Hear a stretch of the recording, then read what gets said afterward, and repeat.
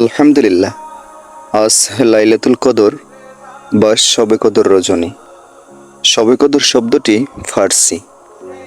শব মানে রাত বা রজনী, আর কদর মানে সম্মান, মর্যাদা, গুণাগুণ, সম্ভাবনা, ভাগ্য ইত্যাদি। এই শবে কদর রজনীকে মহান রব্বুল আলামিন হাজার মাসের রাতের চেয়েও শ্রেষ্ঠ করেছেন এবং মানবজাতির গুনাহগুলা মাফ করার ওয়াদা করেছেন। তবে 4 শ্রেণীর লোকের গুনাহ বাদে আর সবার গুনাহ মাফ করবেন ইনশাআল্লাহ।